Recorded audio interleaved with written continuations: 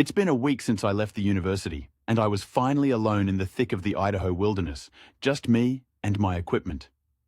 It was an incredible opportunity, conducting a field study on the area's unique ecosystem and documenting plant species in this secluded forest. The isolation didn't bother me. In fact, I liked it. I always thought I could handle the quiet.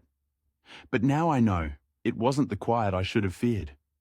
The air had been heavy for days, the scent of pine and damp earth constantly filling my senses. It had rained the night before, leaving everything slick and muddy. The forest was dense, the trees towering, their branches overlapping like a woven canopy above me. I had chosen a remote spot deep in the Clearwater Mountains, miles away from any sign of civilization. It was the perfect location for my studies, and I hadn't seen another person since I arrived. It was late afternoon, the sun barely breaking through the thick foliage, casting long shadows that stretched between the trees. I was cataloguing a small patch of moss when I heard something. A low, deep sound, like a groan or a grunt. At first, I thought it was a moose or maybe a bear. They're common around here, but something about it didn't sit right. It was too human. I froze, listening. The forest was eerily silent. No birds, no rustling leaves, not even the wind. It felt like the woods were holding their breath. I shrugged it off, though I couldn't shake the uneasy feeling creeping up my spine. I packed up my gear and started heading back to my camp, about half a mile away. The trail was rugged and narrow, winding between thick tree trunks and rocky terrain. I was trudging through the mud, my boots squelching with every step, when I heard it again. That groan, closer this time. My heart rate picked up. I turned slowly, scanning the trees, but saw nothing out of the ordinary. Still, the hairs on the back of my neck stood up. Something was watching me. I was sure of it. I picked up my pace, glancing over my shoulder every few steps. As I walked, the forest seemed to close in on me, the shadows darker, the trees taller. Every snap of a twig or crunch of leaves made me jump. And then I smelled it. A rancid, putrid stench like rotting meat and wet fur filled the air.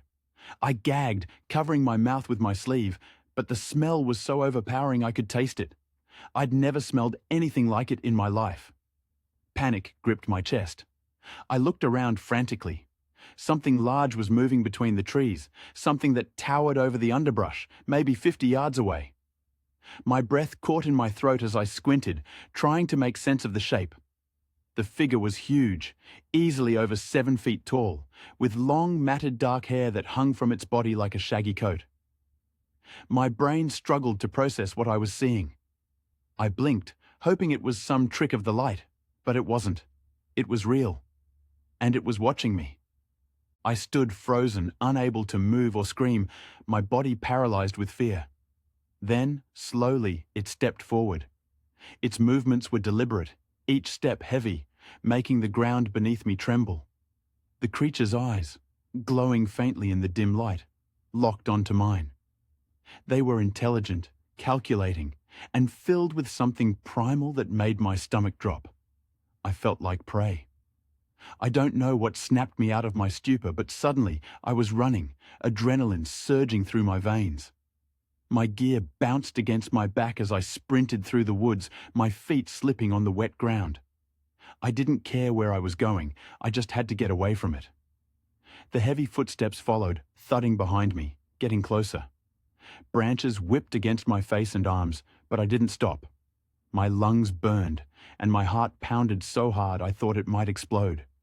I could still smell it, that awful stench, and it was getting stronger. The creature was gaining on me. I veered off the trail, ducking under low-hanging branches and leaping over fallen logs, hoping to lose it in the dense forest. But no matter where I turned, it was there, crashing through the trees with terrifying force. Then, without warning, the footsteps stopped. Silence enveloped the forest again. I stumbled to a halt, gasping for breath, my body trembling. I looked around wildly, expecting it to burst from the trees at any moment. But there was nothing, just the suffocating silence and the weight of the woods pressing in on me. And then I heard it, A low, guttural growl, right behind me. I turned slowly, my blood running cold. The creature was there, barely 10 feet away. Up close, it was even more terrifying. Its body was massive, its broad chest rising and falling with deep, rumbling breaths. Its face. God, its face.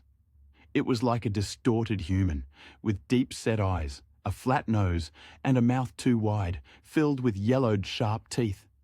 It took a step toward me, its eyes never leaving mine. I felt like I was suffocating, drowning in its gaze.